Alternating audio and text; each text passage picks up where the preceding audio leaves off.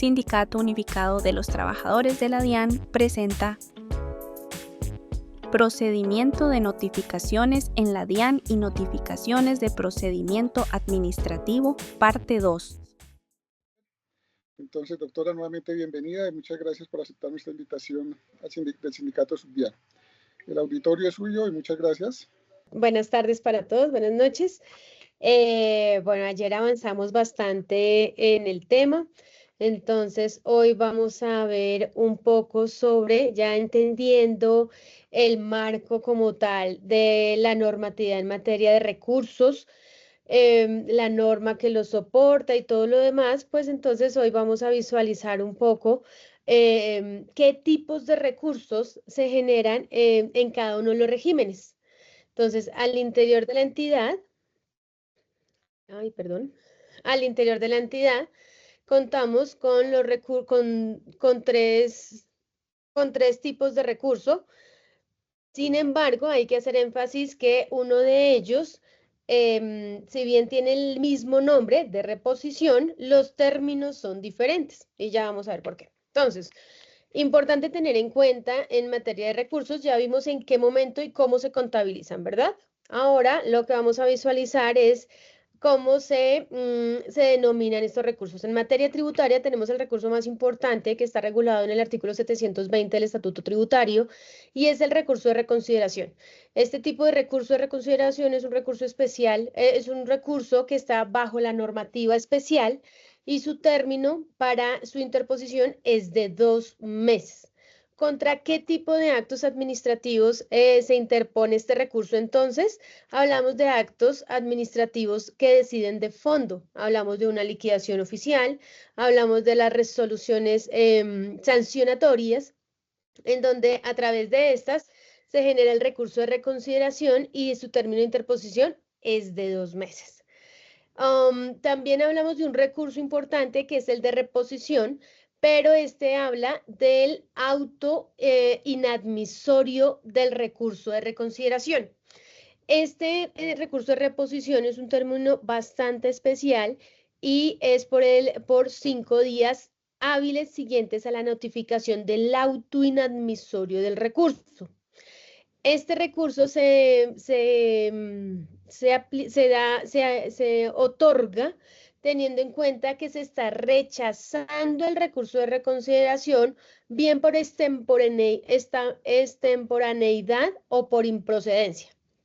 ¿Ante quién se interpone este recurso de reposición? Ante el mismo funcionario, ante la misma dependencia que profirió el acto administrativo. Asimismo, hablamos del recurso de reposición general, que sí está establecido por el término de 10 días y este lo podemos encontrar en el artículo 559 del Estatuto Tributario. Hay otros actos administrativos en sí que no procede recurso alguno.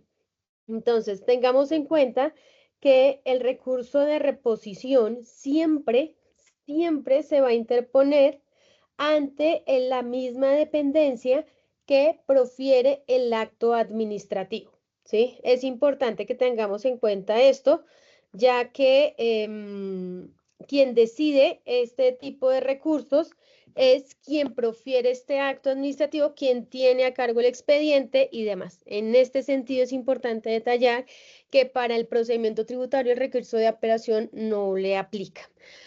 Ahora bien, ¿qué establece el artículo 559 del Estatuto Tributario? Es como ese detalle, esa minucia, ese paso a paso que habla de la presentación de los recursos y escritos ante la Dirección de Impuestos y Aduanas Nacionales. Entonces, habla de la presentación personal, de la presentación electrónica de los recursos de reconsideración, toda vez que la DIAN tiene a su cargo un servicio informático electrónico que justamente se denomina Servicio Informático para la Interposición de Recursos de Reconsideración en materia tributaria, ¿sí? Andrés Antonio, cuéntanos.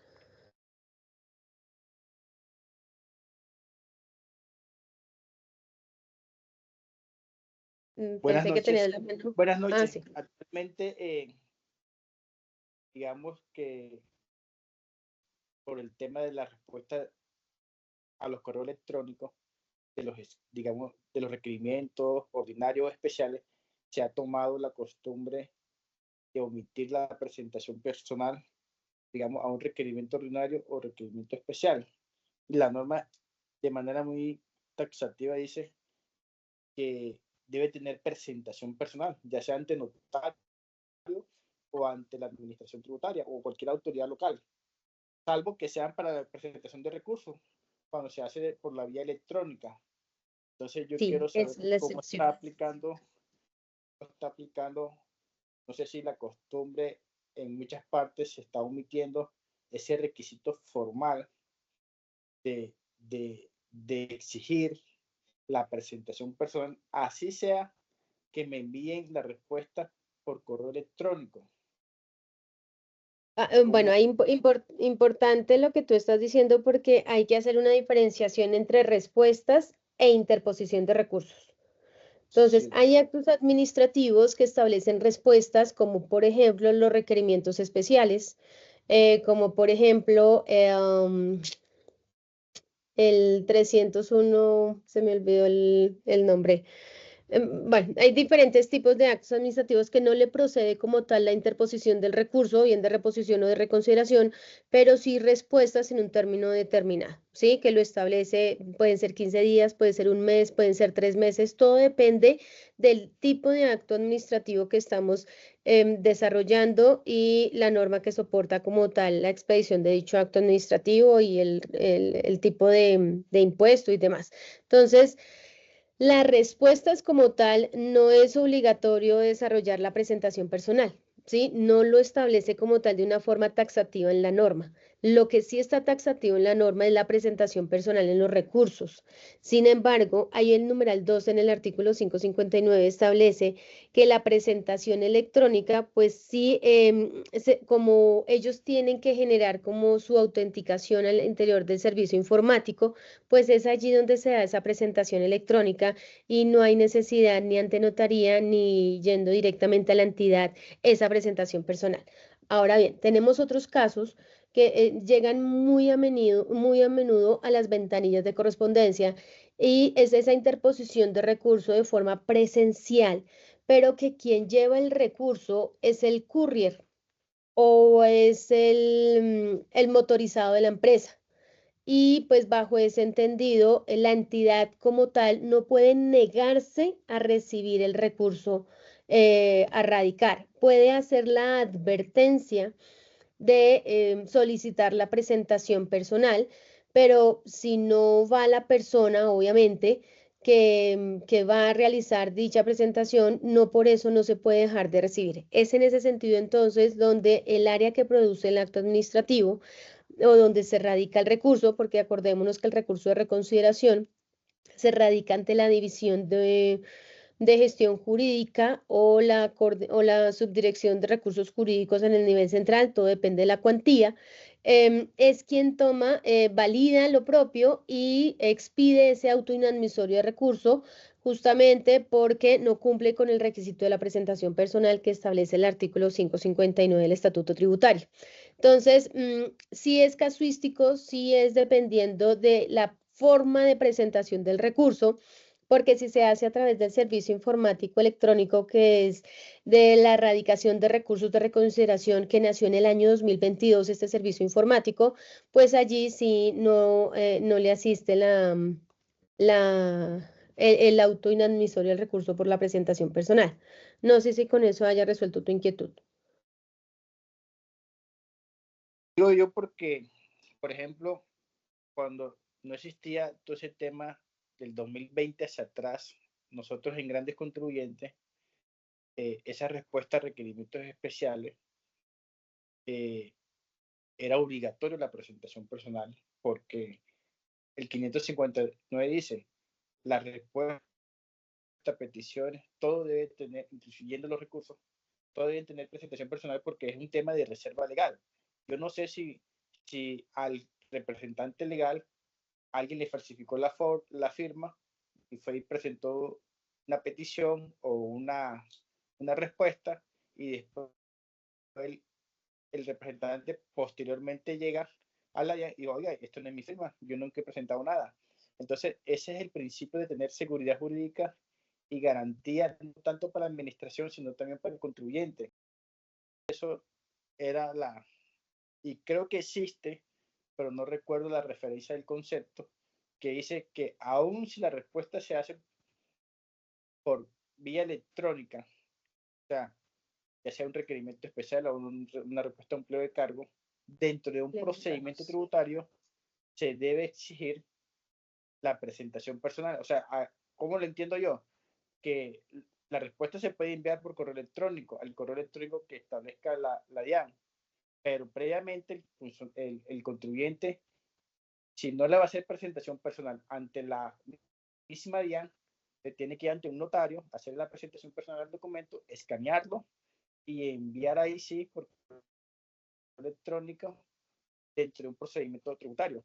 Distinto es que presente una petición para efectos de una consulta de que limita un concepto de una interpretación normativa. Ya eso es diferente porque eso no requiere, pero si estamos dentro de un proceso de determinación oficial del impuesto o dentro de un proceso sancionatorio, pues nosotros siempre aplicábamos, digamos, exegéticamente el 559 y que luego, inclusive después de pandemia, reitero, hay un concepto que dice que a pesar de que las respuestas son electrónicas, se debe conservar el requisito de presentación personal, pero no sé cómo sería la aplicación. Bueno, es importante resaltar que si bien estamos hablando quizás de un concepto después de pandemia, no podemos dejar de lado en qué momento nace el servicio informático electrónico para el recibo de justamente estos recursos de reconsideración en materia tributaria y justamente por ello establecen en el último inciso del artículo 559 del Estatuto Tributario y lo voy a leer textualmente. Para efectos de la presentación de escritos contentivos de recursos, respuestas a requerimientos y pliegos de cargos, solicitudes de devolución, derechos de petición y todos aquellos que requieran presentación personal, se entiende cumplida dicha formalidad con la presentación en forma electrónica con firma digital. Entonces, es importante como validar lo allí contenido en este artículo, en el último inciso, para la exigencia como tal de la presentación personal. Entonces, sí es importante esa presentación personal si se hace a través de medios presenciales ante la entidad, pero de hacerse a través de un servicio informático y con firma digital, pues se entiende allí desarrollada como tal dicha presentación personal. Esto lo establece el artículo 559. Tendríamos en su último inciso, tendríamos entonces que revisar el concepto que nuestro compañero nos está citando para validar la vigencia del mismo. Entonces, en ese sentido, sí, me adhiero a lo que dice el artículo 559 y podemos consultar entonces, no sé si les voy a compartir un momentico en pantalla. No. La entidad tiene un servicio que se llama el normograma de la entidad. Podemos encontrar aquí en el normograma, en la página de la entidad, como toda esa información de búsqueda y aclaraciones cada vez que nosotros tengamos este tipo de dudas que son muy válidas y tenemos que estar siempre actualizados con nuestra normatividad especial, por lo cual nosotros podemos desarrollar dichas consultas, dichas búsquedas a través del normograma.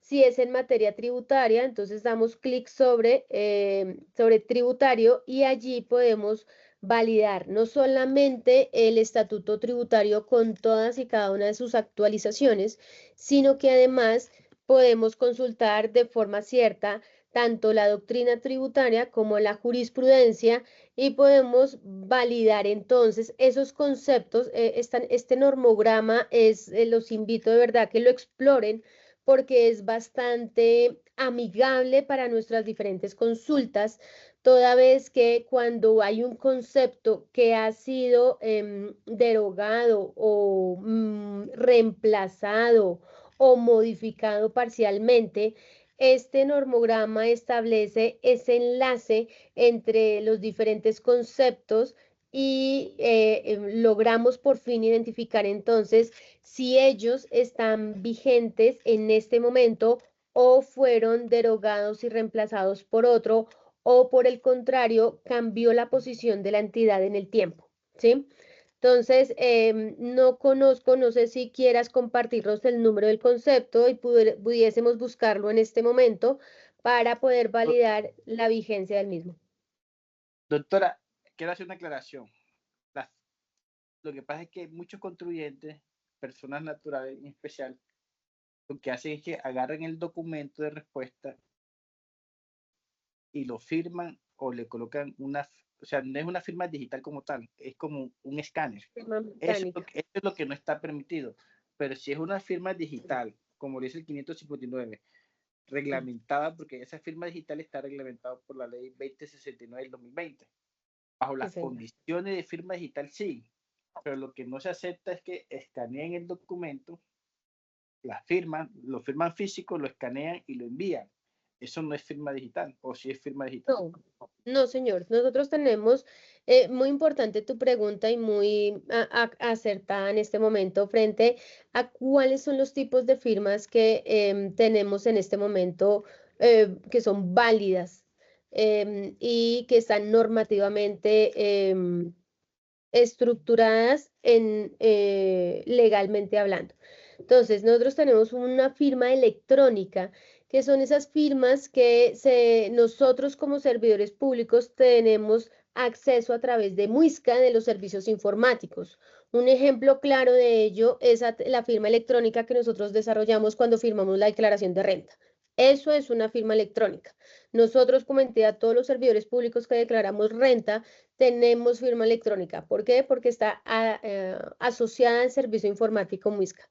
Adicionalmente, tenemos algunos servidores públicos tienen acceso también a firma electrónica cuando firman los actos administrativos a través de servicios informáticos como el sistema de Muisca de Arancel, que expide actos administrativos frente, por ejemplo, a clasificación arancelaria. También tenemos actos administrativos a través del CIE de devoluciones, en donde se firman las resoluciones de devolución de forma electrónica, que es el estampado cronológico, el sello, la estampa que se deja en el acto administrativo, esa es una firma electrónica. Los actos administrativos expedidos por el servicio Muisca Retesal, también eso es una firma electrónica. Creo que con esos ejemplos ya logramos dimensionar o comprender la estructura de un componente frente a la firma electrónica. Ahora bien, tenemos otro tipo de firma que también es válida, que es la firma digital.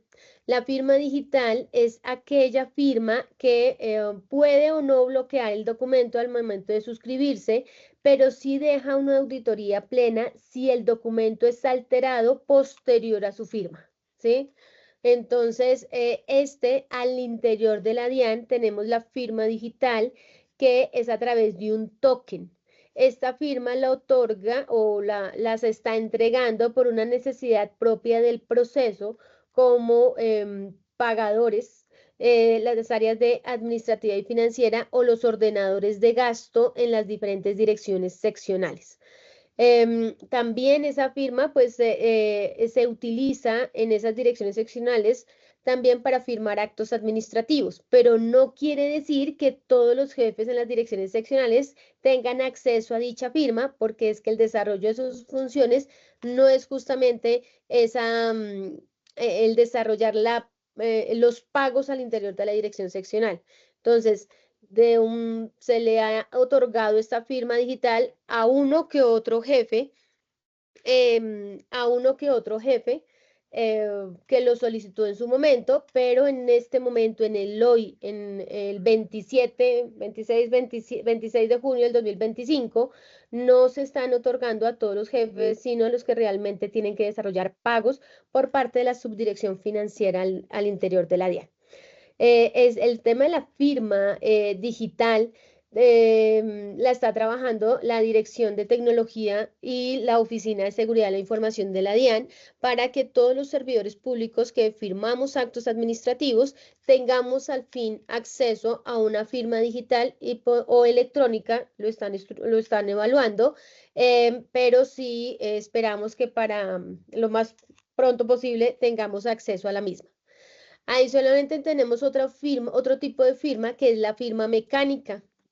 La firma mecánica está desarrollada en la ley 1437 y en otro tipo de actos administrativos, de otras normativas, pero la firma mecánica, la ley 1437 establece que se puede se puede delegar esta firma, autorizar esta firma para ciertas actuaciones administrativas de forma masiva, ¿sí?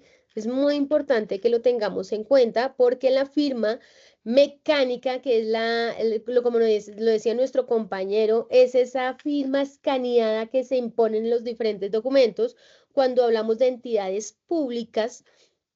Sí se puede desarrollar solo si el representante legal de la entidad pública autoriza ello mediante acto administrativo motivado, donde indica expresamente la actuación administrativa con la cual va a desarrollar, a la cual va a desarrollar dicha firma. Un ejemplo muy claro al interior de la DIAN son las certificaciones laborales. Las certificaciones laborales que se expiden por el servicio informático Captus, que lo podemos generar todos los servidores públicos al interior de la DIAN de una forma inmediata. Ese documento tiene una firma mecánica que es avalada por el director general mediante acto administrativo motivado sobre la persona que está ejerciendo el cargo en el momento. ¿Sí? Quiere decir entonces que cada vez que hay un cambio de subdirector de gestión del empleo público o subdirector de talento humano, que son las dos firmas mecánicas que el director general autoriza, él en su acto administrativo motivado indica para qué tipo de documentos autoriza esa firma mecánica. Quiere decir entonces con esto que la firma mecánica en la DIAN es autorizada única y exclusivamente por el representante legal de la entidad para actuaciones administrativas. En ese sentido, tenemos que dar claridad que un acto administrativo no necesariamente es una actuación administrativa. Un ejemplo de actuación administrativa es la certificación laboral, que es con la que el director general, mediante acto administrativo motivado, pues autoriza al subdirector, si mi memoria no me falla, de empleo público, la subdirección de empleo público se autoriza para firma masiva de ese tipo de actos administrativos. En la parte privada, como nos dice nuestro compañero, la firma mecánica, pues no le obliga una norma a firmar o no mecánicamente si está avalado o no la firma mecánica. En ese orden de ideas, si ya la entidad hay un principio que es el principio de la buena fe. Entonces, si ellos firman mecánicamente y de acuerdo a la ley 527 del 99, ellos envían ese documento mediante su correo electrónico personal, se presume que lo está enviando justamente la persona que está suscribiendo el documento, ¿sí?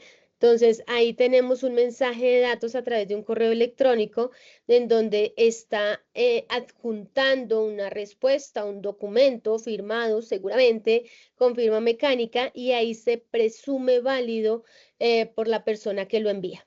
En la parte privada nos es mucho más difícil obligarlos a que generen un proceso de firma digital, de firma electrónica, empezando que eso tiene un costo, ¿no? Entonces, al tener un costo, nosotros como entidad pública, pues no podemos tampoco obligarlos porque es que la norma que regula todo este marco, pues tampoco lo establece de una forma obligatoria para las personas particulares, sí nos obliga a las entidades públicas. Entonces, ahí es una diferencia que nosotros sí tenemos que desarrollar. De igual manera, nosotros como norma especial sí pedimos muchos requisitos y como norma especial pues es de obligatorio cumplimiento. Que tendríamos que validar, como lo establece, por ejemplo, el artículo 559 en su inciso final, donde expresamente habla de la firma digital. Y la firma digital tiene un componente de un hash, un identificador que determina justamente la validez de esa firma digital. Entonces, si se altera esta, el mismo documento va a informar dicha alteración, en qué momento fue alterado, pero además qué fue alterado. Entonces, por eso es tan importante nosotros también validar esas firmas digitales, porque además nuestra norma especial así lo establece. Y nuestra norma especial me habla de firmas digitales de una forma única y no de firmas electrónicas. Entonces ahí tendríamos que valorar el documento, la norma que lo regula. En materia tributaria es muy clara. La verdad no conozco el artículo que cite más o menos los mismos componentes en materia aduanera y cambiaria. No sé si con esto haya aclarado tu inquietud. Muchas gracias, doctora. Listo. Bueno. Entonces, invitadísimos de verdad a conocer el normograma de la entidad. La entidad lleva más o menos unos 6 años trabajando en este normograma. Cada vez está más completo, cada vez es más funcional para nosotros como funcionarios de la entidad, como en nuestro quehacer institucional. Está muy completo frente a oficios, frente a conceptos, frente a normas, frente a integración de la norma. Bueno, entonces sí, la invitación es a consultar ese normograma y que lo apliquen en su día a día para garantizar de verdad la información que nosotros, sobre todo cuando estamos resolviendo recursos, pues lo estamos llevando a cabo. Bueno, adicionalmente, nosotros tenemos un concepto importante que es del 2005, el 9656, donde habla que confirma la procedencia del recurso de reposición contra el auto que inadmite la reconsideración. Pero todo depende de la causal de inadmisión, ¿sí? Pero sí es importante que se le otorgue ese recurso cuando se inadmita un recurso de reconsideración. Entonces, ese concepto es importante y sigue vigente. Bueno, bueno, eso en materia tributaria.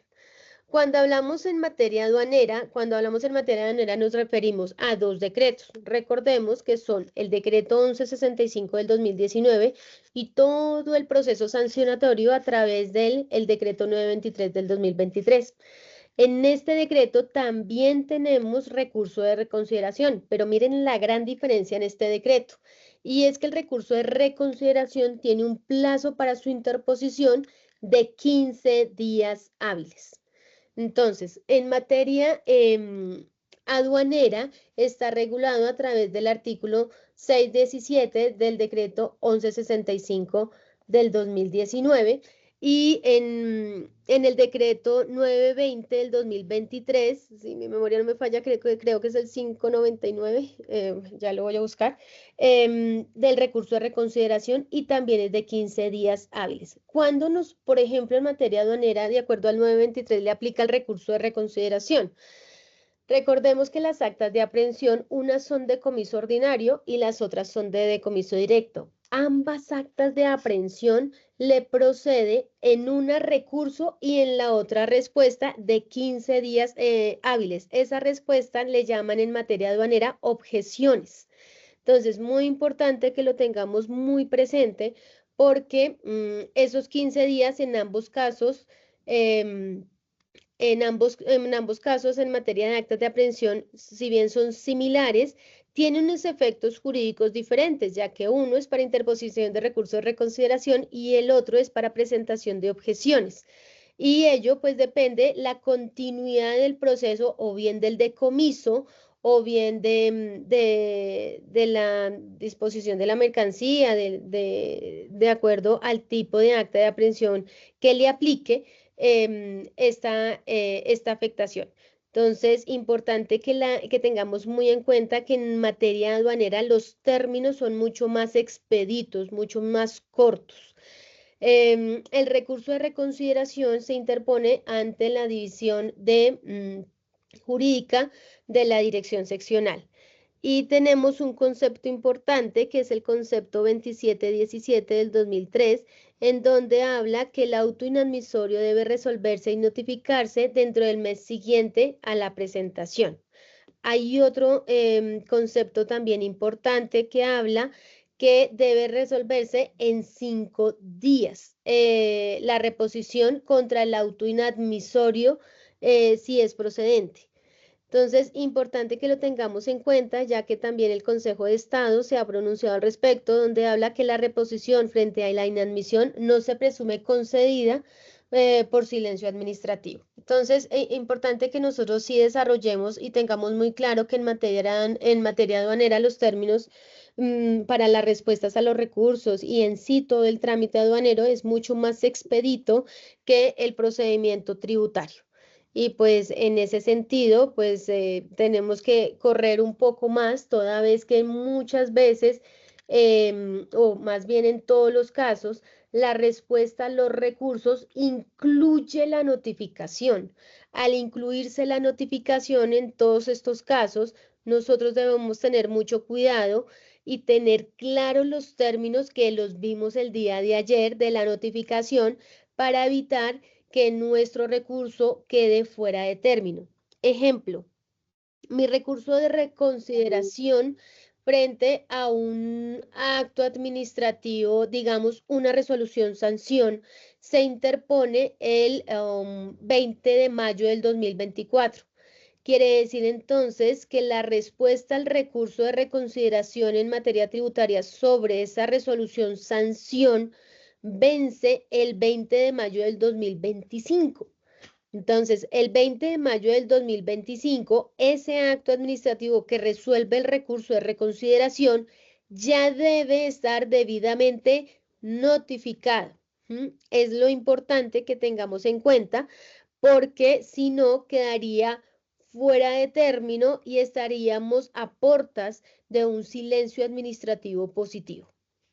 Obviamente hay que analizarlo muy bien, no porque quizás se notifique fuera de término, podríamos estar inmersos en un silencio administrativo positivo. Eso es defendible, tendríamos que mirar en la casuística frente a una posible devolución o rebote de correo electrónico y gracias a nuestra norma especial podríamos entonces poder defender la actuación administrativa de la notificación e hilar un poco más delgado e irnos por los términos que para la entidad se entiende que se dio inicio de inoportunidad a la notificación con la devolución del correo al introducirse la misma y así lograríamos defender un poco de llegarse a generar este vencimiento, ese posible silencio administrativo positivo. Sin embargo, como servidores públicos en las áreas misionales, la invitación es no arriesgarnos porque pueda que logremos que un juez nos entienda nuestra norma especial y ese pequeño parágrafo que contiene nuestro estatuto aduanero y nuestro estatuto tributario, en donde se determina que al momento de generarse una devolución, los términos para la administración se entenderá que están dentro en oportunidad, no obstante, para el administrado, sí su notificación se dará cuando se desarrolle en debida forma.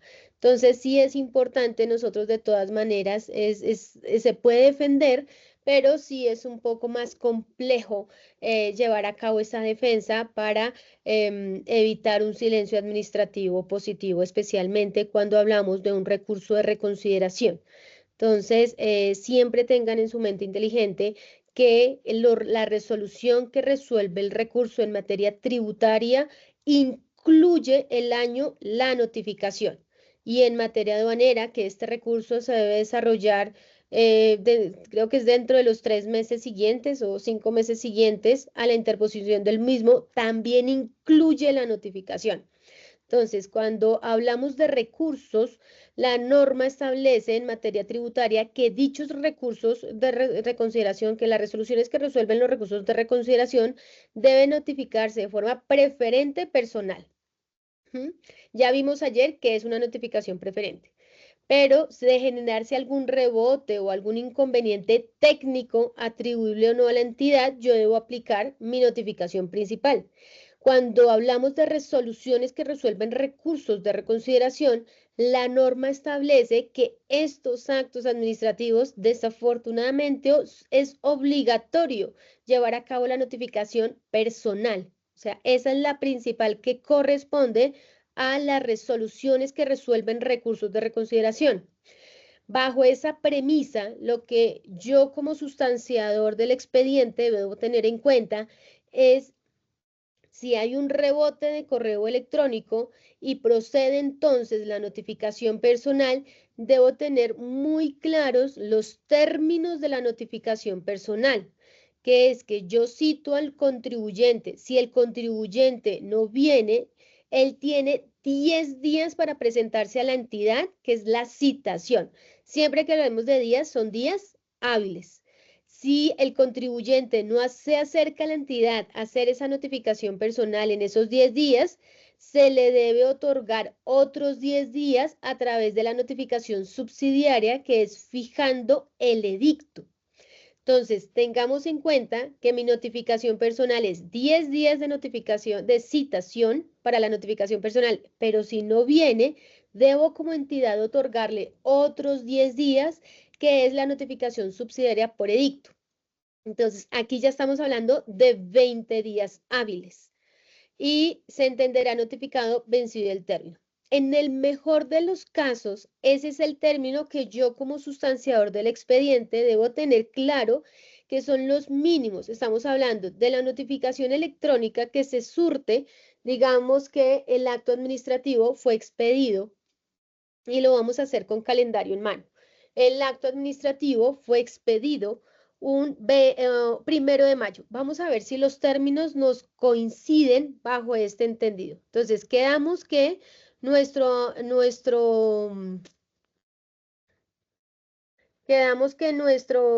fecha de interposición del recurso fue el 20 de mayo del 2024. Entonces, vamos a buscar un calendario con festivos en Colombia. Entonces, nosotros tenemos que, con festivos en Colombia, aquí lo vamos a visualizar en pantalla, que así es como un poquito más fácil de contabilizar. Entonces, si nosotros tenemos un recurso del 20 de mayo interpuesto, pues entonces vamos a visualizar que el 20 de... Ay, no se vio. Espérame a ver. Calendario con festivos.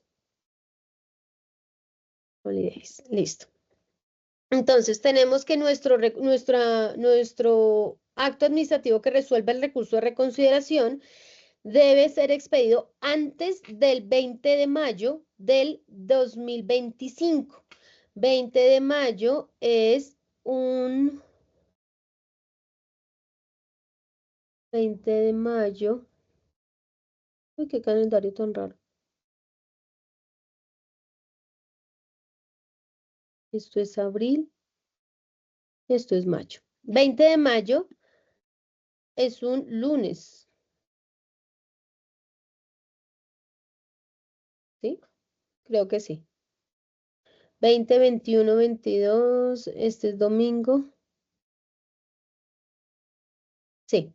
Entonces tenemos que es un lunes. Pero este calendario está como muy feo.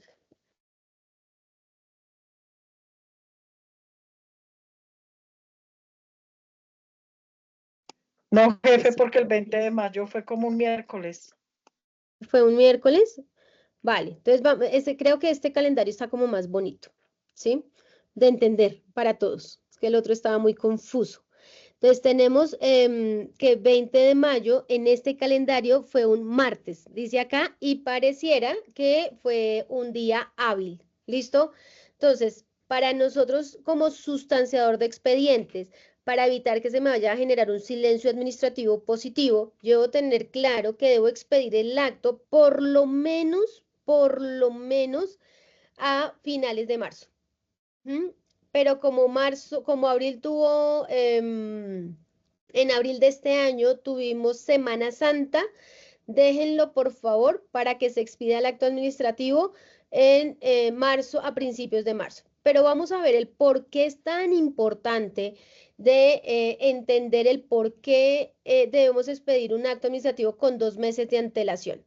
Entonces, nuestro recurso se interpuso el 20 de mayo del 2024.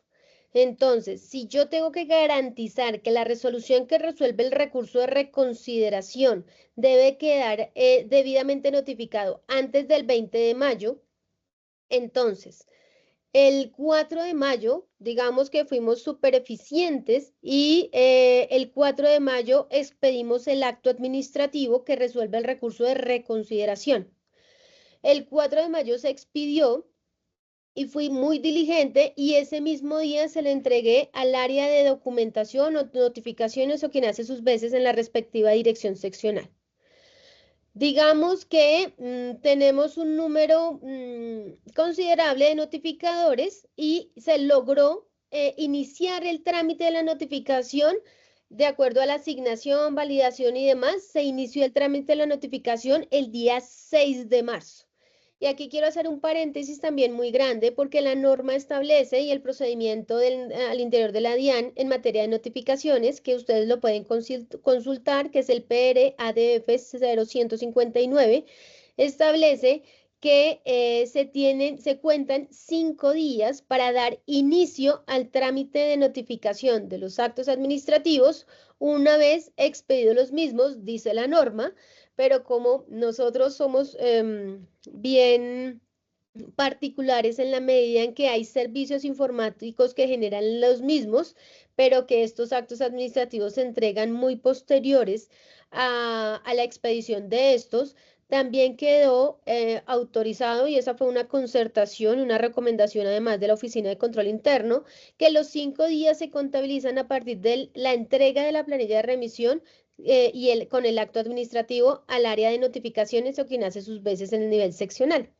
Entonces, digamos que el área que produjo el acto administrativo lo expide el 4 y lo entrega diligentemente el mismo 4 de marzo. Mientras que el área de notificaciones valida, recibe el acto administrativo, lo asigna al respectivo notificador. El notificador entonces inicia su notificación electrónica el día 6 de marzo. Resulta que el 6 de marzo no se logra identificar entonces si hubo o no hubo entrega. Por ende, hasta el 7 de marzo se logra identificar que fue un viernes que hubo rebote de correo electrónico.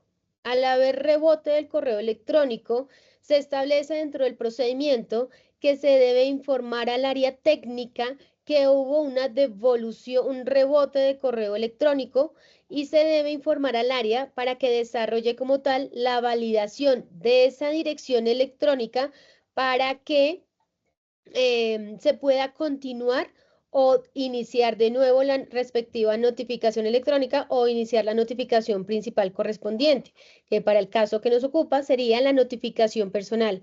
¿Por qué la notificación personal? Porque estamos hablando el caso puntual de una resolución que resuelve recurso de reconsideración en materia tributaria. Entonces, se informa por parte del procedimiento de notificaciones al área que produjo el acto administrativo que hubo un rebote. Como fue viernes, entonces el área técnica valida y hace lo propio el día lunes al día siguiente hábil, el lunes 10.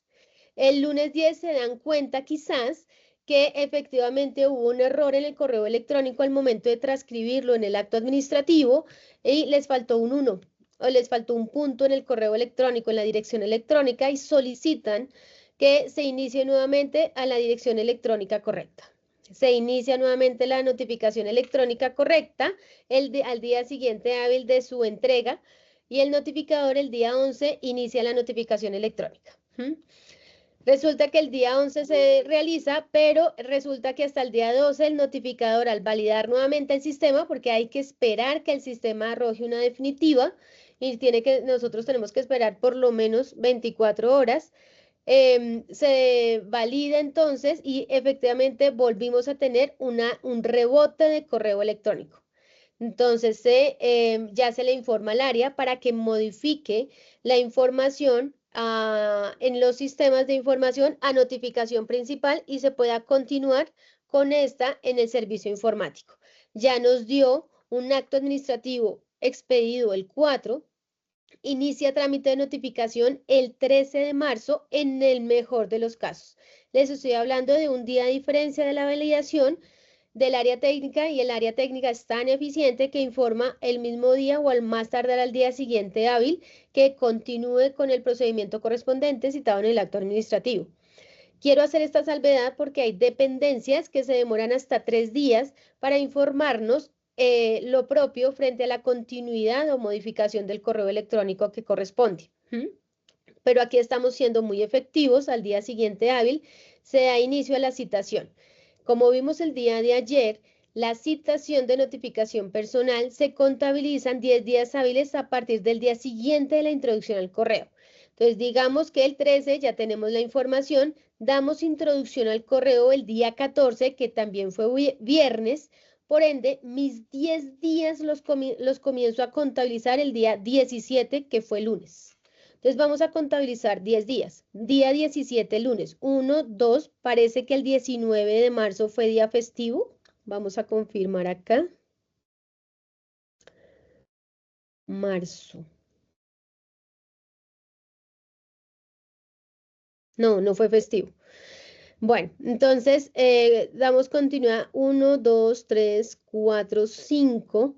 El 24 de marzo fue festivo, entonces contabilizamos el 25, 6, 7, 8, 9 y 10. El 31 de marzo se terminan los 10 días para que la persona venga a notificarse. Resulta que no se vino a notificar. Entonces, al día siguiente hábil, es decir, el 1 de abril, fijamos la notificación por edicto. La notificación por edicto, entonces, se debe publicar por el término de 10 días hábiles. Entonces, vamos a contabilizar 10 días hábiles. 1, 2, 3, 4, 5, 6. El 7 parece que fue festivo, 7 de abril. No, tampoco fue festivo. Ahora, entonces contabilizamos normalito. Desde el 1 de abril. 1, 2, 3, 4, 5, 6, 7, 8, 9 y 10.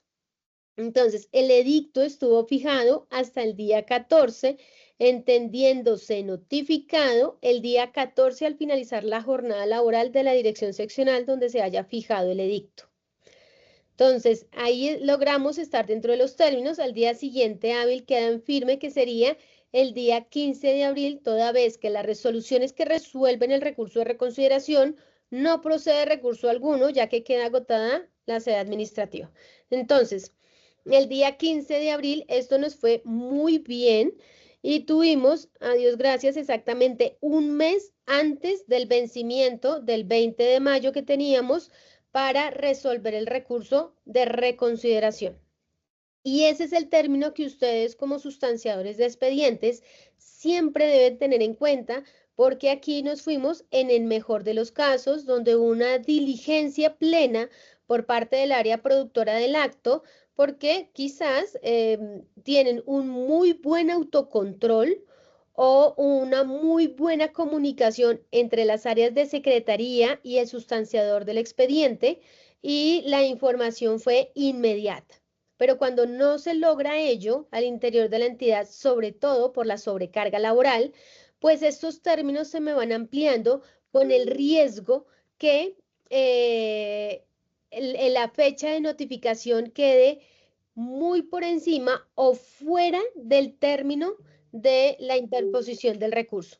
Entonces, bajo esa premisa es importante que nosotros tengamos en cuenta que los recursos de reconsideración deben ser resueltos dentro del año o dentro del término aduanero, que es diferente, es mucho más corto, con la notificación del acto administrativo. No sé si con este ejemplo de pronto estos términos nos hayan quedado un poco más claros o se genera alguna inquietud.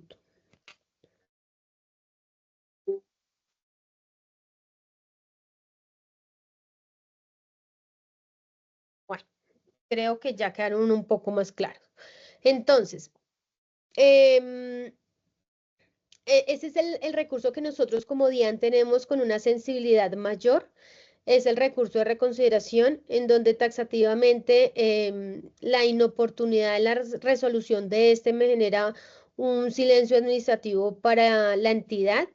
Este silencio administrativo, pues, donde se materialice, pues genera un daño antijurídico al interior de la entidad. No solamente hablamos de un perjuicio económico, seguramente, sino también hablamos de un perjuicio disciplinario, toda vez que es obligatorio informar la inoportunidad o la extemporaneidad de la notificación de este acto administrativo al proceso disciplinario, y esto conlleva a una falta gravísima en este procedimiento. Entonces, bien importante que siempre lo tengamos en cuenta, y nosotros como dependencias que producimos estos actos administrativos, estos sean entregados a las áreas de notificaciones o quien hace sus veces de forma oportuna, pero no solamente entregarlos, sino además hacerles un seguimiento detallado para que estos términos se cumplan en oportunidad.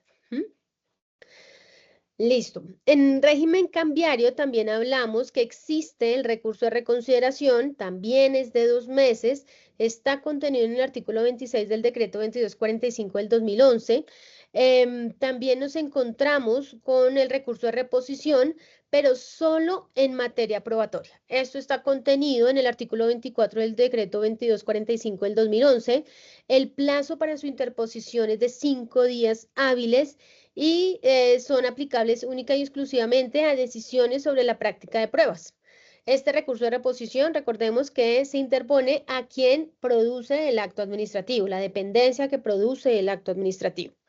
También encontramos la reposición contra el auto inadmisorio, el artículo 28, solamente cuando se rechaza por extemporaneidad o por improcedencia del recurso de reconsideración. Entonces, hablamos que en materia cambiaria siempre llevamos como un trámite por analogía al interpretado al régimen tributario, ya que la norma no lo explica ni lo define de una forma taxativa. También tenemos que tener en cuenta un oficio DIAN, que es como un concepto, que es el 73045 del 2013, donde habla la presunción legal de cumplimiento cambiario que admite prueba en contrario. Muy importante en materia cambiaria tener en cuenta y conocer detalladamente este concepto. Y también habla que no procede recurso frente a la inadmisión por mandato expreso del artículo 28 del decreto 2245 frente al recurso frente al recurso de inadmisión. No le procede recurso, no admite recurso. Entonces, eso en materia TAC, tributaria, aduanera y cambiaria. Luego nos vamos por el régimen disciplinario. El régimen disciplinario, nos vamos directamente a la ley 1952 del 2019, en donde hablamos del recurso de reposición. Este recurso de reposición, por ejemplo, es frente a autos interlocutorios, por ejemplo, autos que resuelven pruebas o nulidades dentro del proceso disciplinario, y igual que todos los anteriores, el recurso de reposición lo resuelve el mismo que produjo el acto administrativo. También en este régimen sí hablamos del recurso de apelación.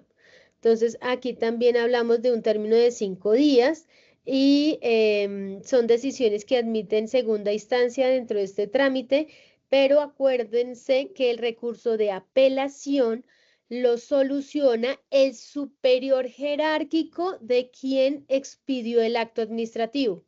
Ejemplo, el acto administrativo lo expide en la Subdirección de Control Interno Disciplinario. Entonces, si es la subdirección que expide el acto, el superior jerárquico de él, entonces, en materia disciplinaria, es el director general. Entonces, importante que lo tengamos en cuenta porque siempre en nuestra mente inteligente que nos vayamos a un recurso de apelación, lo llevamos directamente al superior jerárquico de quien expidió el acto administrativo. Siempre. Luego hablamos del recurso de reposición ante el fallo sancionatorio, también es un término de 5 días hábiles, es el fallo disciplinario en primera instancia y obviamente quien lo decide es la dependencia que profirió dicho acto administrativo.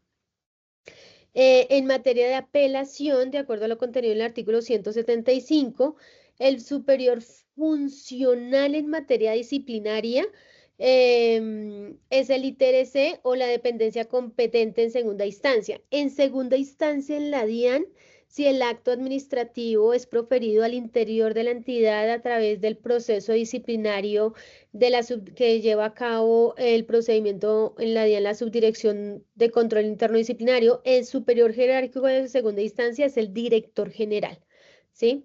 Tendríamos que visualizar en qué casos, pero también es muy casuístico, también le asiste el ITRC como competencia funcional, pero el ITRC en este momento está regulado normativamente más para procesos de fiscalización.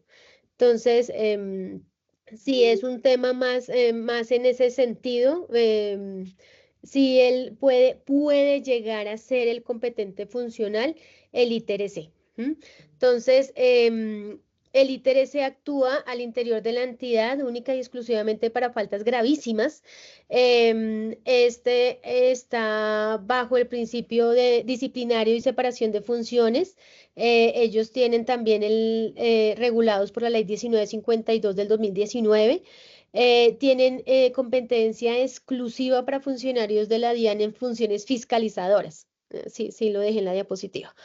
Y la Procuraduría puede asumir directamente casos de poder preferente. Entonces, el poder preferente puede ser a petición por parte del disciplinado o la Procuraduría misma puede solicitar de oficio asumir directamente por poder preferente ese expediente. Eso también es importante que lo conozcamos. Esos eran los recursos que tenía preparados para ustedes el día de hoy y como nos queda un poquito de tiempo y se logró como el objetivo, no sé si haya preguntas al respecto en este momento.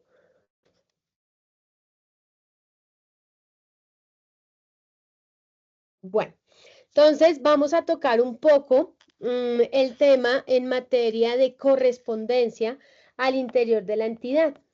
Entonces, la entidad pública, todas las entidades públicas estamos gobernadas bajo un procedimiento normativo del Archivo General de la Nación en materia de las comunicaciones oficiales. Entonces, lo primero que vamos a definir, comunicaciones oficiales, al interior de la DIAN tenemos 3 tipos de comunicaciones oficiales, ¿sí? Las comunicaciones oficiales de entrada, las comunicaciones oficiales de salida y las comunicaciones oficiales internas, que las internas son las que tenemos al interior del proceso, de cada uno de los procesos y procedimientos, indistintamente si es en la misma sede o en otras sedes de la DIAN. Entonces, a eso le llamamos comunicaciones oficiales internas. La DIAN tiene un procedimiento de sus comunicaciones oficiales establecido en el procedimiento PR ADF 156 y el PR ADF 157. También tenemos un procedimiento súper importante que todos debemos conocer e interiorizar, que es el procedimiento PR-CAC 043. ¿Por qué es tan importante este procedimiento, este último antes citado? Porque es aquel que trata todo el procedimiento de peticiones, quejas, sugerencias, reclamos, felicitaciones y denuncias. Este además es un procedimiento que no es corporativo, este es un procedimiento netamente misional, lo tiene a cargo por funciones la Dirección de Impuestos. Además, al interior de la DIAN lo lidera la Subdirección de Atención al Ciudadano y por ende hay una coordinación que se denomina la coordinación de PQRS. Pero además de eso, esta coordinación maneja un servicio informático que todos nosotros como servidores públicos debemos conocer y utilizar, y es el servicio de Dynamics. Entonces, bajo esta premisa, tenemos entonces que decir que la entidad maneja un procedimiento de erradicación de todas sus comunicaciones oficiales de entrada, ¿sí? A través de unos buzones de correspondencia que fue socializado a la ciudadanía en general desde el año 2020, pero a razón de la reestructuración, dichos buzones fueron modificados a través de la circular externa 006 del 7 de octubre del 2022. Esta es la última que está vigente en hoy, ya que a razón de la reestructuración se tuvieron que conformar nuevamente esos buzones, ya que los anteriores durante la pandemia se fueron construidos con el código de la dependencia que llevaba a cabo esta función en cada una de las direcciones seccionales. Al haber desarrollado la reestructuración en el año 2021 y haberse cambiado la codificación de las diferentes dependencias al interior de la entidad, pues nos vimos abocados a modificar también el nombre de los buzones para evitar confusiones en la ciudadanía en general. Entonces, esta es la razón por la cual se modifican dichos buzones, y la última actualización de estos fue a través de la circular externa 006 del 7 de octubre del 2022, en la cual ustedes, esto es público en la página web de la entidad, y aquí se encuentra la información de los 50 buzones de correspondencia que utiliza la ciudadanía en general para comunicarse con la entidad. Asimismo, se generó un memorando, el último, que está vigente en el hoy, el memorando 183 del 7 de octubre del 2022, en donde en este memorando también se da a conocer a todos los servidores DIAN los buzones de erradicación de correspondencia de salida, que es por medio del cual nosotros como entidad nos comunicamos con los diferentes usuarios internos y externos, en donde nosotros desarrollamos nuestras diferentes respuestas, solicitudes, requerimientos, o donde damos respuestas a informes definitivos, respuestas definitivas y demás. ¿Qué quiere decir con esto? Que el procedimiento de correspondencia hoy está regulado a través de un acuerdo que ya condensó muchos acuerdos en el tiempo, que es el acuerdo 001 del 2024 del Archivo General de la Nación. Entonces, en este acuerdo habla de una forma expresa que las comunicaciones oficiales de las entidades públicas deben garantizar que se deben desarrollar de una forma siempre consecutiva, única, cronológica, que todas las entradas a las entidades públicas deben ser por un mismo canal, que éstas a su vez deben registrar un ingreso y una salida con un número erradicado, con una identificación plena, para garantizando así digámoslo así, una ventanilla única. Es importante resaltar que si bien la entidad en el hoy no tiene un servicio informático institucional que se desarrolle esta actividad de correspondencia, no quiere decir que no se deba cumplir la normativa aplicable, y en este sentido es donde los procedimientos en esta materia, así como las circulares y memorandos antes señalados, pues lo que buscan es unificar esa información, esas directrices del Archivo General de la Nación, y dar cumplimiento a esa estandarización y garantía de que todo lo que se recibe al interior de la entidad debe ser radicado, y todas las salidas de documentación deben ser radicadas y tramitadas por el mismo canal. Entonces hablamos que las comunicaciones de entrada bien pueden ser físicas o electrónicas. Si son físicas y hablamos de entrada, es donde la ciudadanía en general se dirige a las áreas de documentación, o quienes a sus veces a sus ventanillas de erradicación de correspondencia, y hacen entrega en las diferentes solicitudes o radicación de respuestas o derechos de petición inclusive. Y nosotros en materia de correspondencia, si llegan derechos de petición de forma física, es deber de acuerdo al procedimiento PR-CAC 0043, es deber funcional de todos nosotros, no solamente las áreas de correspondencia, si es allegado un derecho de petición, cargar al servicio de PQRS para que todos los derechos de petición tengan una unidad de registro de información y respuesta a través del servicio Dynamics. Cuéntanos, Andrés Antonio. Tengo una duda. Sí, Ahora señor. que usted respecto al horario, ¿se debe respetar el horario laboral o aplica las 24 horas de un día normal? Es decir, si el horario laboral en una sesional es hasta las 4 de la tarde y por lo menos una persona vía electrónica radica una petición, digamos, de un proceso tributario después del horario laboral, se debe de entender que está dentro del mismo día o está por fuera de ese día. ¿Cómo funciona con el horario? La circular externa 006 del 7 de octubre del 2022 brindó claridad en ello, ya que todo lo recibido después de la jornada laboral de cada dirección seccional se entiende que es recibido al día siguiente hábil de su entrega. Y por eso es que las áreas de erradicación de correspondencia, cuando hablamos de correspondencia física y o virtual, todo lo allegado fuera de por ejemplo, en nivel central, les voy a hablar del horario en nivel central porque no todas las direcciones tienen el mismo horario. Es súper importante que tengamos claro ello y eso lo establece en la circular externa porque esta circular externa no solamente informa el correo electrónico que le corresponde a cada dirección seccional, sino también el horario de atención al público de dicha dirección seccional, justamente para tener en cuenta esa pregunta tan importante que nuestro compañero nos está realizando. Y las áreas de correspondencia deben garantizar, de hecho lo hacen, es que la erradicación de la correspondencia se realiza hasta el último correo allegado dentro de la jornada laboral, ese día laboral. Al día siguiente hábil se continuará con la erradicación, pero ya al día siguiente hábil su fecha de radicado, ¿sí?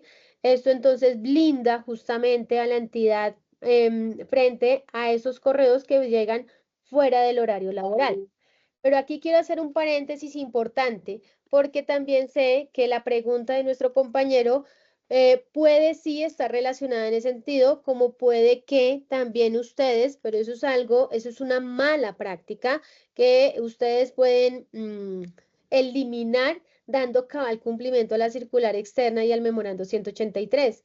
Y es que todas esas respuestas a los diferentes requerimientos o solicitudes que ustedes le realizan al usuario, al administrado o contribuyente, pues el único canal debe ser las áreas de correspondencia. Pero si ustedes lo reciben a sus buzones personales, bien como servidores DIAN o bien a los buzones genéricos que dentro de su proceso realizan, nosotros como área de correspondencia no podemos darle aplicación a lo establecido en la circular porque la circular está direccionada única y exclusivamente a los buzones de correspondencia. Por ende, no podríamos nosotros certificar algo que no llegó a los buzones de correspondencia. Y en ese sentido, ya es una potestad propia de la dependencia si lo hace o no válido después de la jornada laboral. Porque hablamos que al interior de la entidad, la jornada laboral de los servidores públicos no es la misma que la jornada laboral de atención al público. Entonces, en ese sentido, sé que la respuesta va direccionada de acuerdo al caso particular que nuestro compañero está manifestando y por eso dejo la salvedad. O sea, es la circular externa 006, esa que está ahí mismo en la imagen. Sí, señor. Sí, esta puede ser consultada en la página web de la entidad.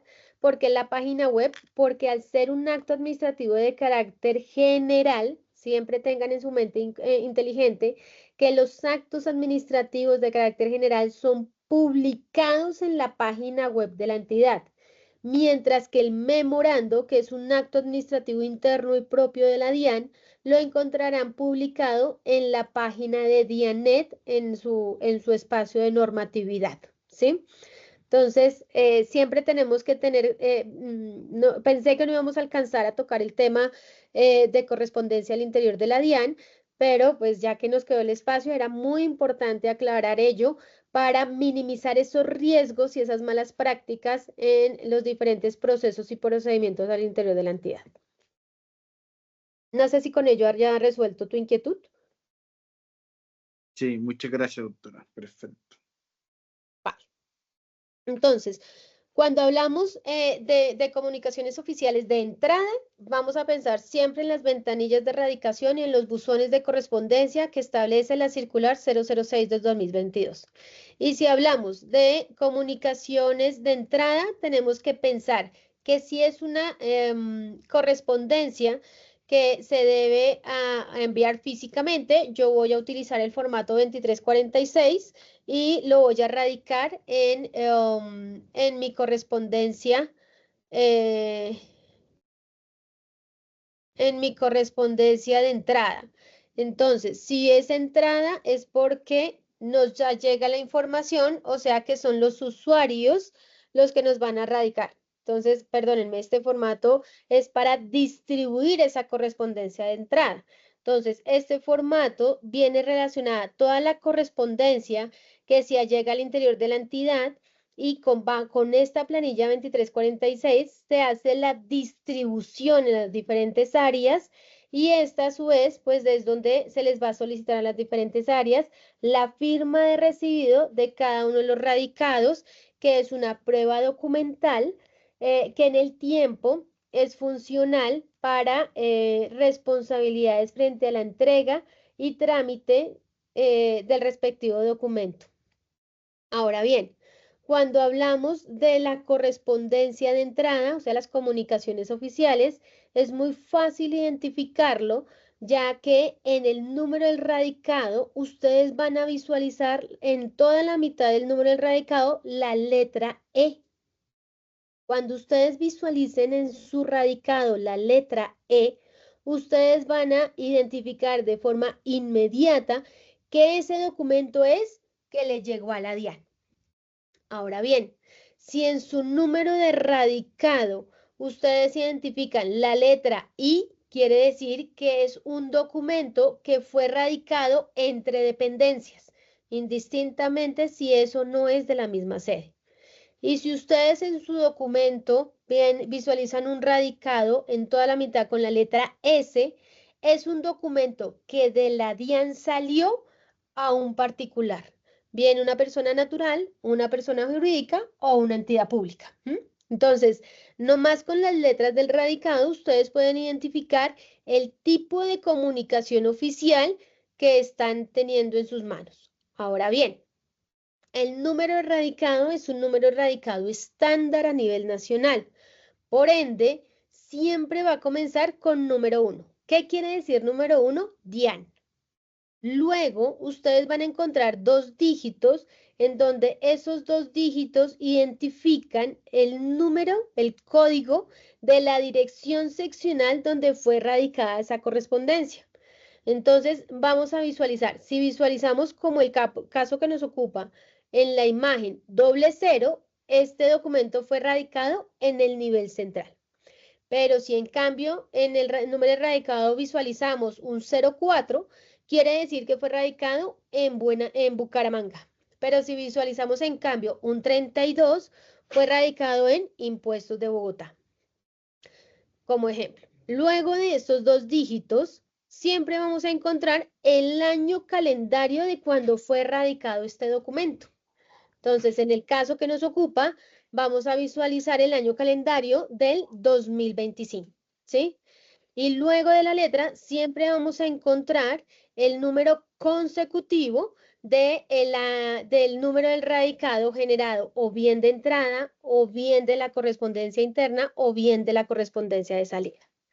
Luego, ustedes van a encontrar en ese número de radicado el remitente, ¿sí? Entonces, ¿quién envió ese documento a radicar? O quién está tramitando ese documento. Entonces, si hablamos de entrada, quiere decir, en el caso que nos ocupa, que la sociedad Logicormer le trajo a la entidad ese documento para radicar y que su destinatario es la Dirección de Gestión de Fiscalización. Entonces, allí ustedes van a poder visualizar además el número de folios de ese documento radicado y el tipo de anexo y número de anexos si aplica. Si no aplica, será 0. Si hablamos de una correspondencia, cuando se identifique la I, que es de entrada, interna, perdónenme, entonces ahí siempre el hecho de que diga I, siempre vamos a visualizar que el remitente es una dependencia DIAN. Puede ser que lo remitió una dirección seccional, puede ser el despacho de la dirección seccional o puede ser una división de la dirección seccional, pero el remitente siempre va a traer el nombre de la dirección seccional. Y el destinatario sí va a llevar la información de la coordinación o de la subdirección o del área a quien va dirigido ese documento. También identificamos el número de folios y por ende el número de anexos. Y finalmente la S, que es cuando sale la información de la entidad, el remitente entonces será la dependencia que profiere ese documento. En el ejemplo de la imagen, pues tenemos a la coordinación de correspondencia y notificaciones y el destinatario es una persona natural. Entonces, esa es la forma de identificar la correspondencia, o sea, las comunicaciones oficiales al interior de la DIAN. Ahora bien, ¿qué es importante tener en cuenta? Que también podemos considerar comunicaciones oficiales los anónimos. Los anónimos pueden ser recibidos bien físicamente, virtualmente o por el servicio de PQRS. Entonces, estos deben ser tramitados bajo el mismo término de cualquier derecho de petición. Estos deben ser respondidos. Estos deben ser tramitados dentro del término que establece la Ley 1755, en donde señala, de acuerdo al tipo de anónimo, los términos que le aplicarían a este. Como es un anónimo, puede que no tenga información como tal para dar respuesta, por ende, lo que establece el procedimiento de PQRS es que los mismos deben publicarse en la página web de la entidad. ¿Quién los publica? Las áreas de documentación o quien hace sus veces, las áreas de correspondencia o quien hace sus veces a nivel nacional. ¿En dónde los publica? En la página web de la entidad, a través de su procedimiento de publicación, comunicación o notificación de actos administrativos. ¿Por cuánto tiempo se publican? Por el término de 5 días hábiles en la página web de la entidad. ¿Qué se publica? Lo que la dependencia que produce la respuesta determina. ¿Por qué? Porque hay que tener en cuenta que puede encontrarse información sensible que por ende es el procedimiento el que produce la respuesta quien determina la existencia de dicha información sensible, la cual deberá ser anonimizada antes de su publicidad. Asimismo, es importante destacar que en ningún escenario, lo que habíamos hablado anteriormente, las áreas de comunicaciones oficiales de correspondencia pueden negarse a recibir documentación, ¿sí? Indistintamente que venga dirigida a señores DIAN e inclusive que venga dirigida a otras entidades públicas. Nosotros como entidades públicas, de acuerdo a la ley 1755, tenemos el deber funcional de recibir y si no es competencia de nosotros, trasladarla o bien a la dependencia correspondiente o bien a la entidad competente. Entonces, importantísimo que también todos lo tengamos en cuenta porque esto no solamente aplica para las áreas de correspondencia, sino para las diferentes áreas a donde llega esta información y quizás esta competencia ni siquiera es del orden nacional, sino quizás del orden distrital, porque nos confunden mucho. Entonces, es en cumplimiento a nuestra normatividad del derecho de petición que está contenida en el decreto 1755, pues lo que nos establece es ese redireccionamiento a la entidad competente en el término que señala esta normativa. indistintamente que esto se haga a través del servicio Dynamics o por las áreas de erradicación de correspondencia. Ese traslado es obligatorio y está contenido en la normatividad vigente. Asimismo, hablamos que las comunicaciones deben ser radicadas y deben cumplir con unos requisitos indispensables y mínimos para garantizar un debido direccionamiento. Y es como tal la designación de la autoridad, la dependencia a quien se dirige. No quiere decir ello que porque no diga una dependencia determinada no se pueda recibir. También debe, en la medida de lo posible, el nombre, la identificación y la dirección de remitente o destinatario. No quiere decir ello que de presentarse ausencia no se reciba. No, porque también tenemos radicación, como lo citábamos anteriormente, e información con anónimos, en donde el usuario lo único que quiere es, perdón, manifestarle a la entidad una queja o alguna denuncia y por ende no le interesa en lo más mínimo identificarse o indicar su nombre correcto o su dirección correcta. Importante que se identifique el objeto de la solicitud y o respuesta para garantizar un debido redireccionamiento. Las razones que fundamentan su solicitud o respuesta. La idea es que ustedes siempre cuando soliciten información a los usuarios, administrados o contribuyentes, le indiquen ese número de identificación único para que se pueda lograr direccionar de una forma correcta esta información. Bueno, eso cuando hablamos de comunicaciones oficiales de entrada. Cuando hablamos de este procedimiento, pues hacemos un procedimiento de erradicación, en este momento es manual, lo hacemos a través de bases de datos únicas y se le asigna un número consecutivo único y cronológico a ese documento y se direcciona al área competente. Sí, señor, cuéntame. Doctora, no sé si en la ya está reglamentado la figura del derecho de petición verbal. No, sí, nosotros como servidores públicos tenemos la obligación, porque no es un tema que la DIAN reglamente o no, aunque sí lo establece el procedimiento de PQRS, que nosotros como funcionarios podemos recibir la petición verbal y nosotros ingresar al servicio de Dynamics y cargar directamente la petición al servicio de PQRS Dynamics. Eso, la función y el procedimiento lo tiene a cargo todos y cada uno de los servidores públicos de la entidad, indistintamente la dependencia a la que estemos asignados. No sé si con ello haya solucionado tu inquietud. Sí, gracias. Vale. Bueno, al interior del proceso, ya más por conocimiento del procedimiento, más o menos este es un modelo de los consecutivos que se manejan en las diferentes dependencias de correspondencia a nivel nacional, en donde se logra identificar si el número del radicado asignado se tramitó, se allegó físico o se allegó virtual, quién lo radicó y en qué fecha, y es donde se garantiza ese cumplimiento que establece el Acuerdo 001 del 2024, que sea único, consecutivo y cronológico. También en el hoy, si los actos, las correspondencias físicas, hacemos la impresión de un sticker que lleva la información que previamente habíamos señalado, ¿sí? Luego, en el hoy, a razón desde más o menos el 2019 con la 20 con la pandemia, la entidad en materia de erradicación de correspondencia, indistintamente si los documentos llegan físicos o no, se realiza un proceso de digitalización del 100% de la correspondencia y se remite a las diferentes dependencias de acuerdo a su destinatario. Con el fin de ir avanzando en los términos, ya que la correspondencia física se entrega al día siguiente hábil de su radicación.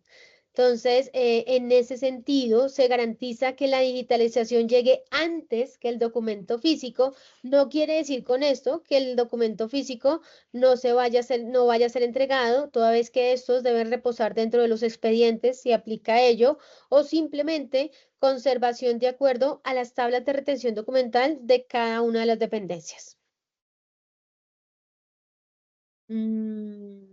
Este más o menos es el correo electrónico estándar que se establece y se le informa cuando se allega un documento de entrada a la dependencia correspondiente para que conozca el documento y en la parte de abajo garantiza su trazabilidad. Si no hay trazabilidad, quiere decir que este documento se allegó a la entidad físico, se digitalizó y se remitió. Igualmente, siempre ustedes van a encontrar que si bien hay una firma en donde se establece la dependencia que desarrolló la radicación, hay una persona responsable de esta radicación y es quien establece en el correo el proyecto. ¿Listo? En el caso del nivel central, Impuestos de Bogotá y 24 sedes más, tenemos un apoyo a este procedimiento de erradicación por parte de servicios postales nacionales. Por eso ustedes visualizarán en algunos de los casos que quien está remitiendo estos correos electrónicos son servidores públicos, pero de servicios postales nacionales. O también podrán encontrar que habrán funcionarios DIAN. De igual manera, la comunicación frente a inquietudes, por ejemplo, de soportes de entrega o de documentos adjuntos quizás o de direccionamiento a ese documento, siempre el único canal de comunicación debe ser el mismo buzón que le entregó a usted la radicación. Me explico. Para el caso que nos ocupa en pantalla, visualizamos que este documento fue entregado a través del buzón Corres Entrada NC. Este es el buzón de entrada del nivel central. Si yo tengo una duda frente a ese radicado, es a ese mismo buzón que yo debo elevar lo propio, la inquietud correspondiente.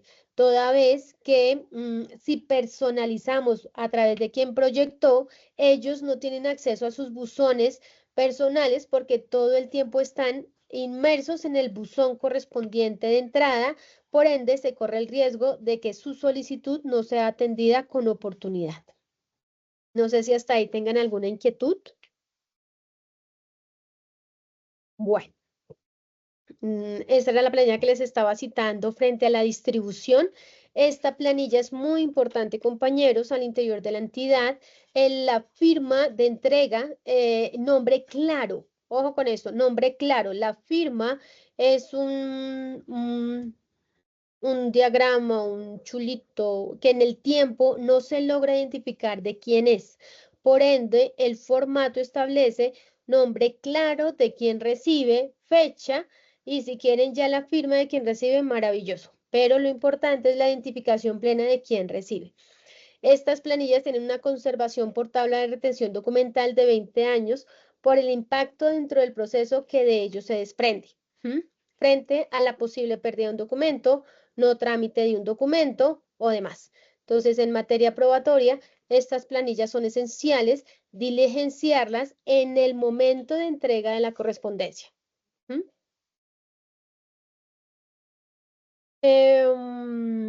Bueno, más o menos el procedimiento de erradicación virtual que les citaba. Ese es el procedimiento de erradicación de la correspondencia al interior de la DIAN, tanto de entrada, de salida como interna.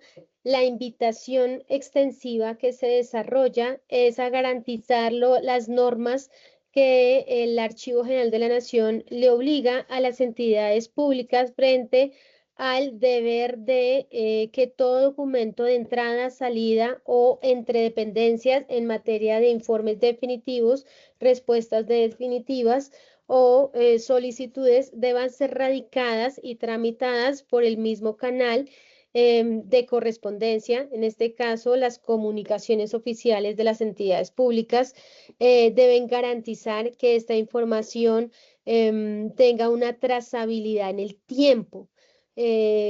Algo que le transmito a mis compañeros de equipo de trabajo es, hoy estamos aquí, mañana no lo sabemos, y por ende, en la medida que yo cumpla con la normatividad que establece el Archivo General de la Nación, no va a importar si hoy estoy aquí o no, porque mañana que se va a requerir esa información, se puede hacer la solicitud formal a las áreas de correspondencia para que den copia de lo propio y lo van a encontrar. Pero si se utilizan los buzones personales o genéricos de las dependencias para todos esos trámites, en el tiempo se puede llegar a dar una pérdida de información. Y esto en materia de nuestra misionalidad, pues puede afectar sustancialmente el desarrollo de un expediente. Importante tener en cuenta la aplicación del procedimiento PRCAC 0043, utilizar en debida forma el servicio de Dynamics, ya que este controla los términos de forma inmediata y el incumplimiento de estos términos pues genera unos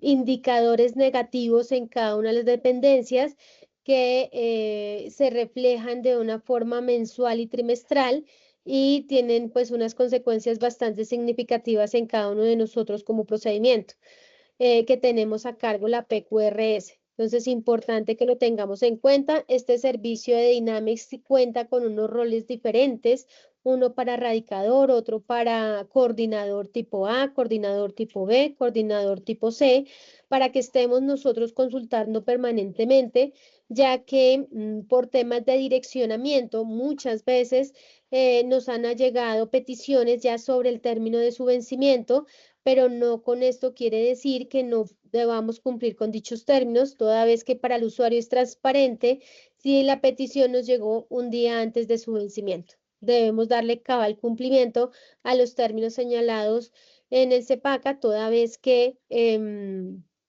estos están contenidos en dicha norma y el incumplimiento de esto nos puede generar inconvenientes administrativos al interior de la entidad. Entonces, ustedes podrán acceder a este servicio de Dynamics a través de la página de Dianet en este módulo, en los iconos que están en las aplicaciones, en los iconos en experiencia ciudadana, para consultar de forma permanente esta información. Si les llega, si no les llegan PQRS, tramitar sus respuestas, descargar sus anexos y poder hacer lo propio o su correspondiente direccionamiento garantizando esa oportunidad y esa información con esa calidad que se requiere para el usuario. Entonces, esta es administrada, este servicio informático es administrado por la Subdirección de Servicio al Ciudadano.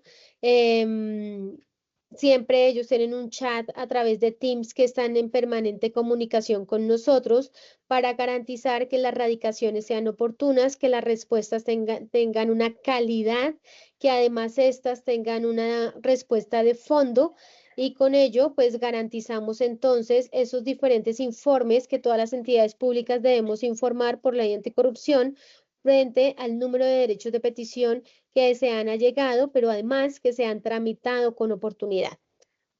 Entonces, este es el servicio Dynamics que hoy conocemos y que debemos trabajar todos y cada uno de los servidores públicos, teniendo en cuenta que también es deber de nosotros, si nos allega una petición a nuestro buzón de correo institucional, cargarlo a servicio de Dynamics para su correspondiente asignación y trámite al área correspondiente.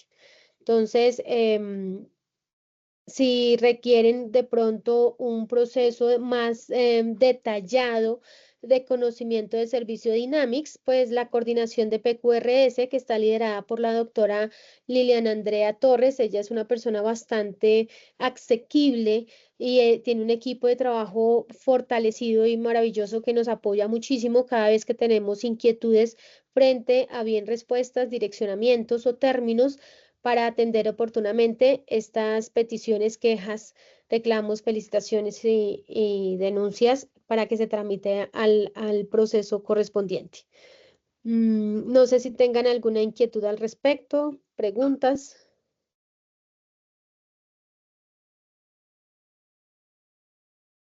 Listo, compañeros. Creo que ya logramos resumir como tal el tema de la erradicación, la información de los recursos. Este era el tema que tenía preparado para ustedes el día de hoy. Que haya un espacio de lo que nos queda de tiempo para resolver inquietudes. Creo que todo quedó claro, doctora, porque no hay preguntas al respecto. Bueno, Entonces, compañeros a todos, muchísimas gracias por escucharme, por la oportunidad. De igual manera, en lo que les pueda colaborar siempre, no solamente yo, sino el equipo de trabajo de la Coordinación de Correspondencia y Notificaciones estará dispuesto a solucionar cada una de sus inquietudes y muchas gracias por el tiempo y el espacio. doctora Johanna, muchas gracias por su capacitación, excelente, esperemos que haya sido muy aprovechada por todos los compañeros y ojalá que nos sirva para el concurso. Y a todos los compañeros que asistieron, muchas gracias y buena noche para todos. Muchas gracias, doctora. Gracias, una feliz noche, que estén bien. Finalizamos esta capacitación agradeciendo tu participación activa. Nos vemos en una próxima sesión formativa.